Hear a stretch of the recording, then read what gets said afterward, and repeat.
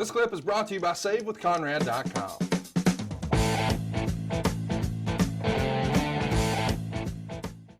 I don't hate that answer.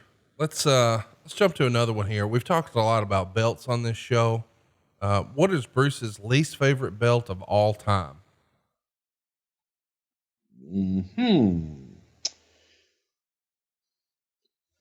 Design, look, or concept? Either or. God damn, you've got so many follow-ups.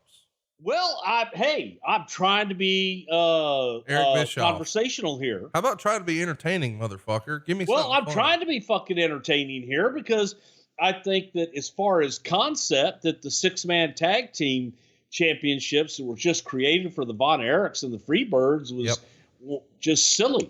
I agree. Design-wise, what do you hate? Design-wise, Spinner. Spinner is fucking excellent, man. I probably have to say the tag team championship belts that are now in the WWE. So did you like them when they were like copper or bronze? Copper penny, hated them. So you just hate the design overall? Hate the design. I got you. Hated the copper penny look. Have you seen the, I'll give you another one.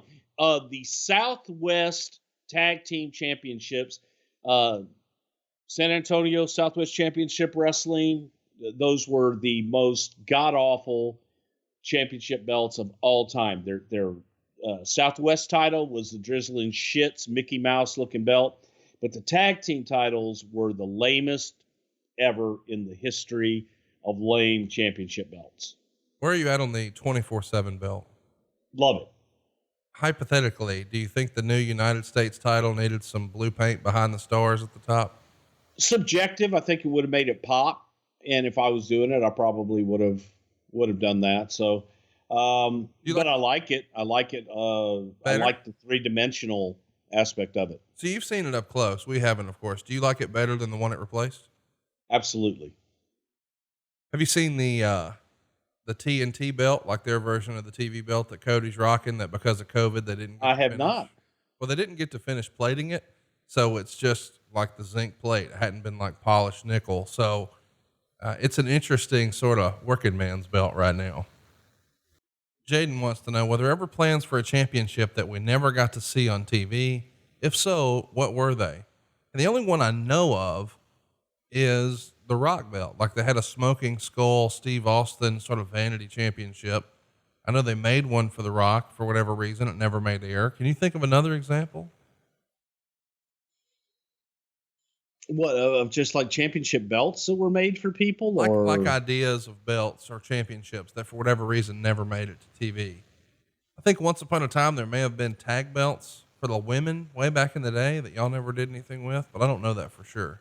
Yeah, I mean, we had the tag team championships for the women with Leilani Kai and Judy Martin. Okay. And Jumping Bomb Angels during that time, but it kind of dropped after they left. I'm sure there is. I can't think any off of the top of my head. I know that we have brought up that horrible idea of a 6-man championship, but thank God we didn't do that. Nicholas Hill wants to know, with the state of the business in flux right now, where does Bruce see the business in the near future? Will things only get better with adding fans back in? I sure hope so. And I think that, I think that everything gets better once we get back to some sort of normalcy, and time will only tell on that.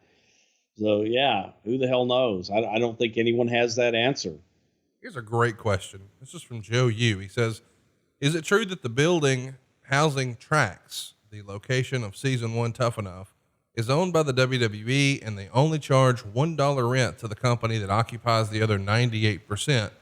If true, another great charitable deed done by the WWE. I have no fucking idea.